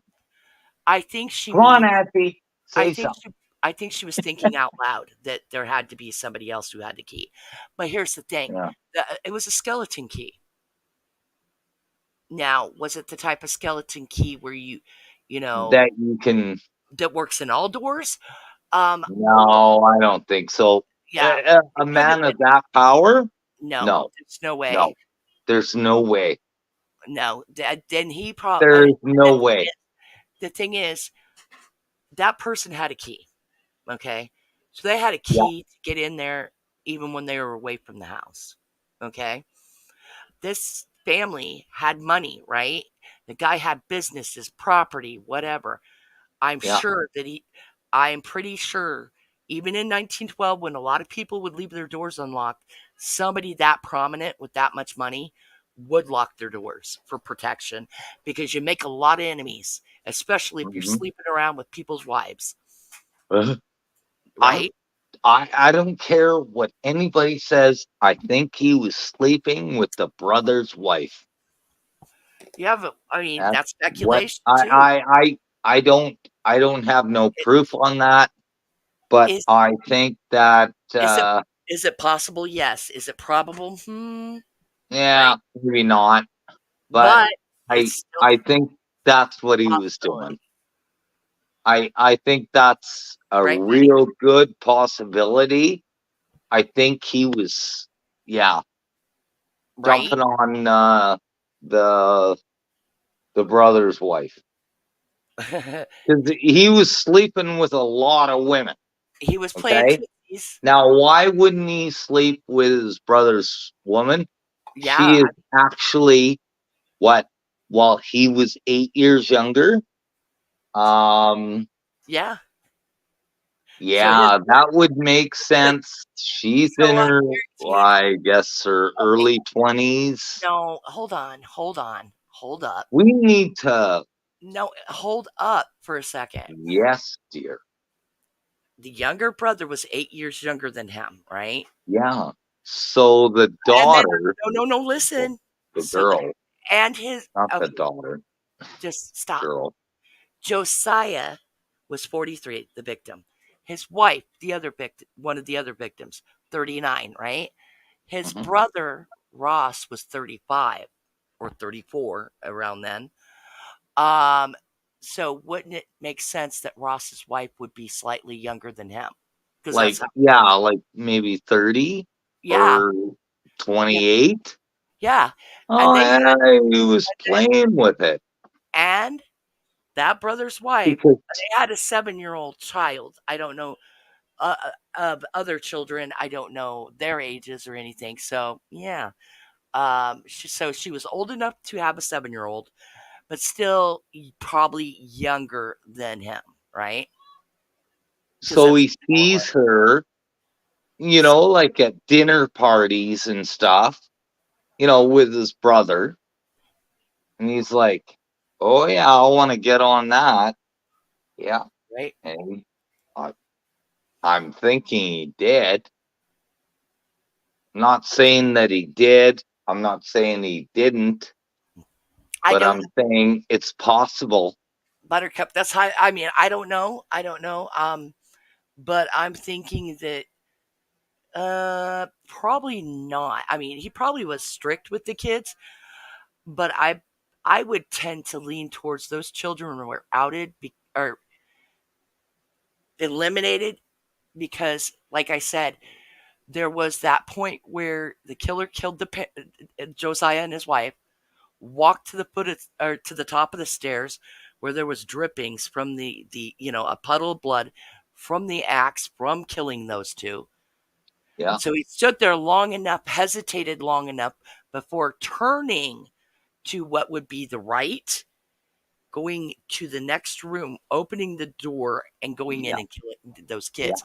Did Yeah. did he real? Oh, hey, there's Like, kids in the next room, what or I don't understand is that, okay, you have a beef with that guy.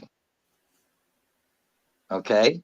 mm-hmm. You kill him, you kill his wife, you Yeah, kill all the siblings that are in the house, yes, even the ones that stayed over. yeah, That tells me it is somebody they know.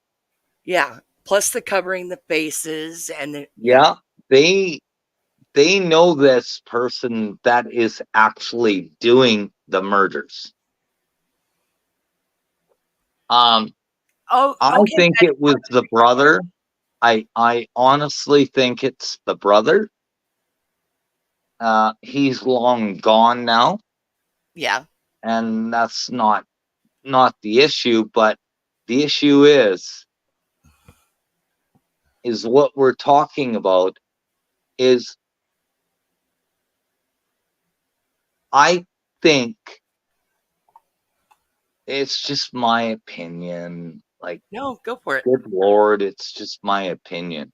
Go for it. But I really think he was sleeping with his brother's wife, and brother found out and knew, okay, he's looking at all his issues here and all this fucking shit and going, huh, if I kill every one of them in a rage, because he's in a rage right Mhm. now, Yeah. I kill every one of them, I get to take the business, the money, the whole 9 yards. Right. The That's only all thing. I can figure. The And only thing and that hangs and me up. Okay. Auntie Betty, Auntie Betty, and Blissful and Buttercup might say, "Hemi, you're wrong," but that's what I see. Yeah. It's just what I see. Hey, I don't know, that's your guy. You know what? but That's it's my good. opinion, Yeah. and that's all it It's is. that's why I It's like cases like this because we can. I mean, we can speculate, and we. right, I mean, and we can try to dig, but exactly. come up with things.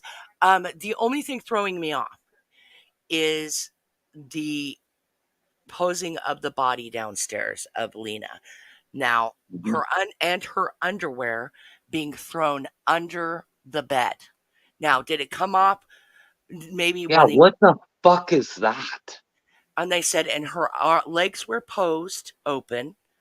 There was blood, like fingerprints, like streaked across her thigh, opening her legs. Um, and the lantern was set at the bottom of, or at the foot of the bed, where the glow was right on her, yeah, region. Like, yeah, and that Weird. I mean, but I don't all know. reports, all reports, they believe that it might have been like when they discovered her, there might have been an SA situation, but upon examination of the body, she was not interfered with, which is good. But still, she was imposed. See, I don't understand that. And that's why I always go right to the brother. I don't know why. I just think it was the brother because I think the way his history is, the guy that was brutally murdered, I think he was sleeping with his wife. And back in those days, eye for an eye. But the way he did it was because he was able to gain from it. And what I mean gain from it or gain from it is that if nobody's next to kin, meaning his children, he gets it all. That's all I can figure. I don't know anything else. I'm I'm flubbered. But I know listening to my grandfather and his dad, if somebody came on their land trying to do something, they would be demolished. Done. You're Mhm. you're you're you're not you're not staying here. Meaning, you know what? You're perishing. Yeah. Uh huh. And we're talking My grandfather was Old. he was born in 1916. We're talking 1912. So I'm talking about my great grandfather. Yeah. They would not take shit like that. No. They would just annihilate you. Right. Like you're done. Like Right. you're going to dirt nap. You're gonna Okay. go have a nap. Okay. Hold on. Hold, So hold on. Please. yes. Please. Blissful has a point. That's the Oh, room they would have found worthless. first. No, no. Listen. That's the room they would have found first. The guest bedroom on the main floor is the Yeah, bedroom that if it was a stranger, they would have looked there first. exactly. So why is it that the first victims were the parents upstairs? You know what I'm saying? It had to be the target. And then Like dad okay, so was the target. We know dad was the target. okay, listen. So dad was the target, okay? There's different theories out there, right? But dad being the target, Couldn't then have been girls. okay, can I finish? Yeah. Dork. Okay. Sorry, So if sorry, dad brat. meanie, um knucklehead, Loser. knucklehead, loser. Goop. Okay, stop. Just go ahead. Okay, so him being the target, I'm gonna. they did not anticipate those two girls being there. Correct. You know what I'm saying? Because it was a spur of the moment thing. So they did not anticipate those girls to be spending the night. Okay. And that's why they went up and they took out the parents. Maybe somebody moved in the kids' room and that's why they went in there and eliminated them too. Right. Or doubled back for them. Then when they went downstairs, they made dinner or, made something to eat. And there was movement or sounds coming from the room that was supposed to be empty. Right. And that's why those girls got unalived. Then posed the body, right? Because there was other serials that had been heard of where adolescent girls had been posed to make it look like it was someone there or a serial axe murder, right? Is that what the lines we're going with? Yes, the devil is closer than we know.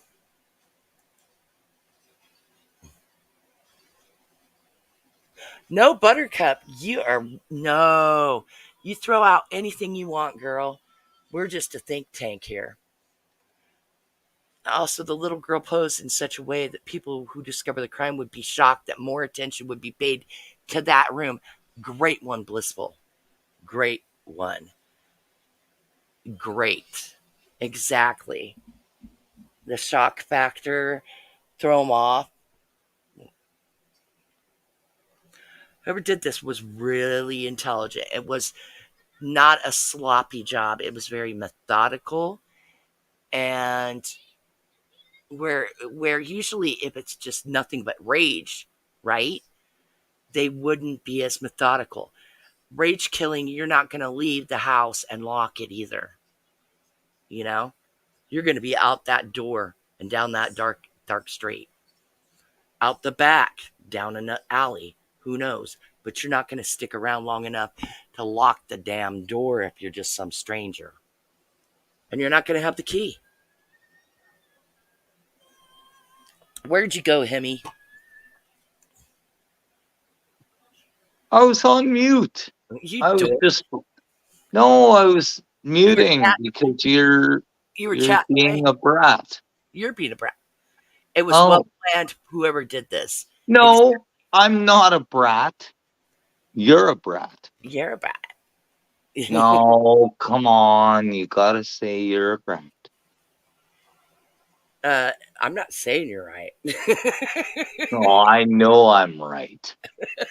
Anyways, stop it. You're gonna get Blissful all pissed off. Stop yelling at each other. She's gonna say. Like, she's gonna behave, you two. And then Auntie Betty, oh frig. Auntie Betty's gonna get mad at me. Well, she left. She went out to dinner. Oh, did she go out for dinner? I Yeah, didn't even see it. yeah.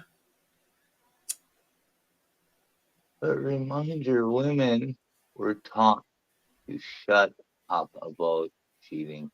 You're far beyond. Oh yeah, Betty's right about that. Back in the day, And see Betty. Blissful has a point that and also the little What did girl. Blissful say? Blissful said that, and also with the little girl being posed in such a way that people who discovered the crime would be shocked, that more attention would be paid to that room specifically, Yeah, that's true. Yeah, and less yeah. would be paid attention. They do know it's like the oddity of it all. I mean, Yeah. if you think about it, the difference is Josiah was like bashed totally in. Pieces of his skull were all over. Oh Okay. yeah. They just fucking whoever killed him, they wanted to do him in bad. And Sarah, it was her face was sliced basically with the she was the only one who got the sharp end. The four kids in the next room all got No, like look what one blood Bliss hit. said. Yeah, There was no prints on little girl. No prints. there was blood smears on her. Oh yeah, there was blood smear. Yeah, There was sorry, Bliss. blood smears on her. Bliss But is listening. I they know what also she's they saying. also said that her hand was up by her skull where she had been hit. So did was that like her arm flew up, or was that a response? No, no fingerprints. Yeah, no, yeah, Um, no, Bliss, no fingerprints. and this is what's questionable about fingerprints. Even if there were latent fingerprints on the axe, right, which got wiped down by the killer Yeah, wiped the axe down, wiped it clean. and then had a fucking meal. And also, everybody in town, or not everybody, but all sorts of people who walked through were handling the axe and picking it up. But who So the fuck? who Okay, even stop, if they got stop prints, right it here. would be from everybody in town. Yeah, but let's stop right here. Okay. Who in the fuck makes a meal Mm-hmm. after what you just did? Right. Well, And then I'll give you an example. goes out the back door and locks it. I will give you an example. That's the brother. I don't care. I It's will the give you an brother. example of a case where that happened. Right? Laurel Canyon, the CeeLo Drive, when the Manson family did that Yeah. to the Sharon Tate and all Like them. that's worse No, than they sat. Charles Manson. I'm saying they sat around and ate in the house after they did all that, and it was a Charles really Manson? yeah. The Manson family, Tex, Holy fuck. Sharon Atkins, all of them sat around and When ate. they did when they took out that girl, When they took out Sharon Tate and Sharon Tate. J.C. And Penney, she was a Abigail very, Fol- and very beautiful lady. Abigail Yeah. Folger, Yeah. all of them, right? They sat there and So ate. they had a meal too? Yep. Okay. Now I'm getting fucked really up. I wonder if this is their ancestors, right? Right. You know, because who the fuck does that? Manson's real Just dad. No. yeah, okay, well, I just killed fucking a whole family. Now I'm just gonna sit down and make a meal for myself. Yeah. Are you fucking Uh, like? Are you fucked in the I head? I expended so much energy doing that. I'm gonna wash my hand, let off Oh. my hands, and have a meal. Right? I talked to you on the phone last night about this, and I was like, You wouldn't "Are you want that, fucking kidding me?" right? Right? That is a Like, DNA pool. You wouldn't want, holy shit! and the evidence. You know what I'm saying? All the stuff. I mean, now they have touch DNA and all that, and transfer DNA. That would have been found immediately, right? Oh yeah, right I away. but I mean, they would have secured the crime scene better.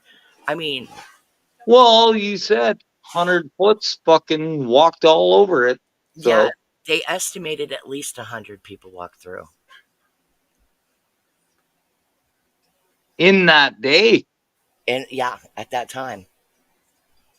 fuck, those cops weren't. Well, they didn't know, Well, right? they were also gathering other they went back to the station basically or headquarters to make calls to bring in forensic, you know, Yeah. to bring in people from outside the area. They went to make calls to reach out to the coroner and stuff like that to get professionals in there. And during that time people started walking through Yeah.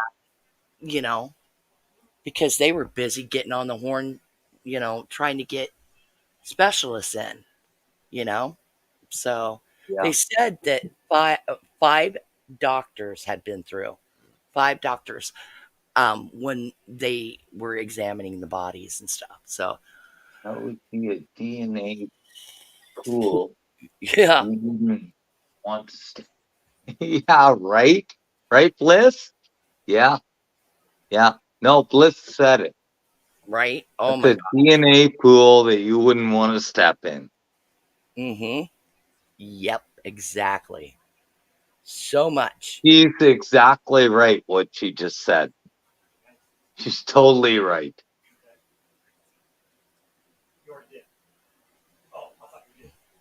This is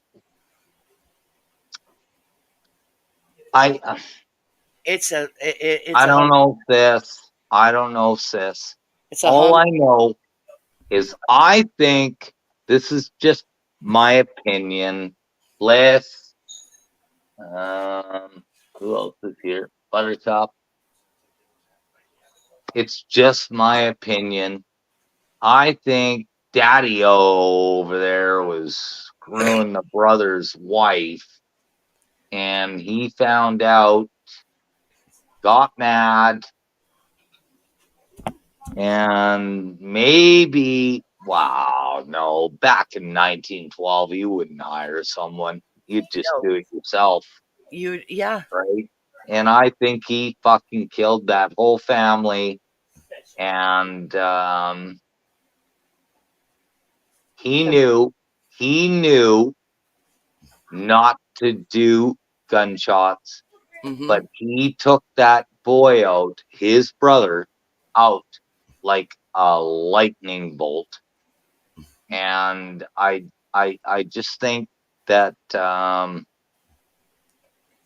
him opening up the case, he was trying to further himself away from it. That's what I think in Hey, 1917. I am, but I'm also. yep, You think about it. I was. You yep, think about it. No DNA. No, well, they trafficked the whole fucking place yep, with people. So why wouldn't he open it up? right. He's Anyway, being smart now. Now he's trying to put the blame on someone else. Yeah, yep. I I think his wife was riding a dick. I don't know. I anyway, don't know. I don't know. anyway, I'm just saying. I'm just saying. I I am. don't know. I I don't got know. I got to wrap this up because I got kids to take care Yeah, of. because you're gonna be calling me in about 2 hours. And it's Nugget's turn on the computer. No, it's not because it's waiting. Oh, it's Nuggies. Hi, Nuggie. Okay. Yeah. Does she have Anyway, purple hair or blue hair today?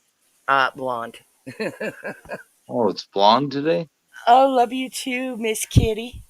Retro's here. Hi, Retro. Oh, Retro's here. I love Retro.